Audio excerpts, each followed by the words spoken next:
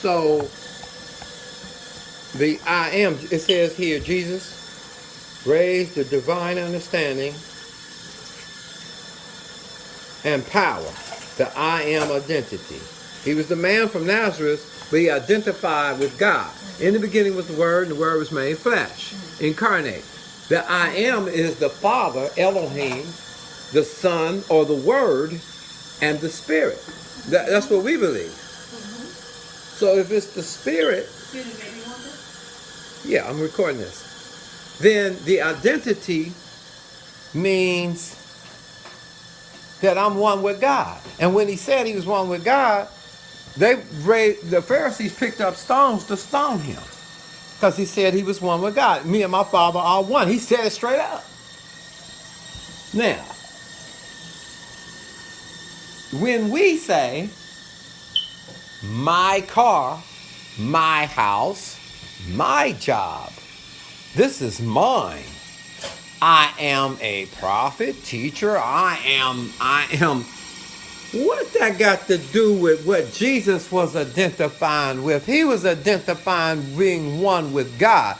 And we being created in God's image, an indestructible new class of man, a new creation, born of the Spirit, born of the Word. We're not a thing, or we're not a function. We are what we are, and I am what I am.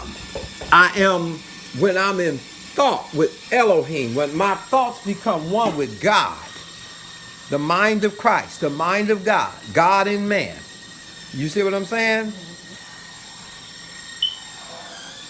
And I'm entwined in that oneness. I'm being who I am. And when I'm being who I am an indestructible new class of man. I am one with God in his thoughts. And because Jesus was one with God in his thoughts, there was tremendous authority. Even the seas obeyed him, and the winds, and nature, and everything else, like it was in the beginning when the Word was one with the Father, when he spoke to existence, and the Spirit moved to create what the Word spoke. You got to hear what I'm saying. So now, the only thing when I speak, like God spoke in the beginning, God didn't say I'm a car. God didn't say I'm creation. God was the creator. I'm co-creator with God. Therefore, I watch what I say. I do not say I am anything but one with God because I'm in Christ and I'm hidden in him. Check this out. Then my true identification is in my being of who I am, which is I came from God. I am a spirit. I have a soul and I live in a body. And who I am in God. You hear what I'm saying? Now, that's who I am. And I have my being in him. And I move in him.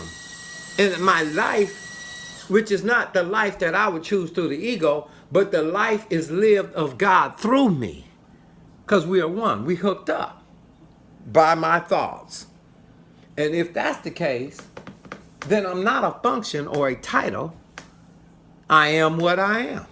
So if you don't, the true identity then would be from the standpoint of Jesus by name knew who he was. And you can't tie that down to anything. Okay? Because they're going to say, no, you're the son of Mary. We know who you are. And he was saying, you don't know where I am. You don't know who I am. And you don't know if you knew where I was from and who I am. But those that knew who he was rejoiced. But them that didn't know who he was, what happened? They rejected him because they didn't know who he was. So they identified through stratification and materialism the status or who a person is by any attachment of anything which would directly connect them to the ego or the carnal mind is a delusion because that's not who you are. Hello. So going back from the beginning, let us seal out on what we just said. Who are you? Are you a title? Are you a function? Or are you a living being? And when you have that true being, true self, that true person that God created through the personality, that spirit being, then you become one with the flow of God, and there's tremendous authority given unto men in the earth that live in the body because they know that God is. And out of this book it says, it is hard for the intellect to realize the spiritual I am that I am. The intellect always argues back and forth in endeavoring to prove that it is the highest authority. Jesus condemned the sins of the intellect, of which self-righteousness is the greatest. That would be the ego, because it always has to be supreme, as worse than moral sins. Why did he say self-righteous? Because it's going to self-exalt. It's got to have enemies. It's got to be, to feel its identity of superiority, there has to be self-righteousness. I'm exalted above you. Same sin of Satan. And it says, people who live wholly in the intellect deny that man can know anything about God because they do not have quickened faith. And it takes faith to believe that God is. And it also takes faith to the believer to believe that God is in you. And that you need no man to tell you about the Father. You will know him because you will awaken to the fact that you recognize God's activity in you. Let's look at the other I am definition. I am, spiritual identity. There it is again. The real you cannot be identified with objects, titles, or functions. Those may be part of you. As far as a function go, God flowing through you. But any instrument God can flow through.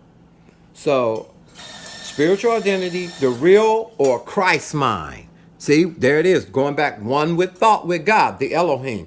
Going back to the I am, because you are connected in your mind. That is through the soul. And it's renewed to the intellect so that it can intelligently comprehend that I'm thinking differently. I'm thinking like God thinks. That's called the renewing of the mind. Therefore, now you're walking with God. So if you think about hate, for example, think again. Think about love. Think about being unkind. Think again. If you want to be one with God, these are just characteristics of God. So that way you know you're walking with God. That I am being. See? There it is again. Now, I never saw that part, but everything I just talked about was about the being. So the next definition says this, that I am being. So the definition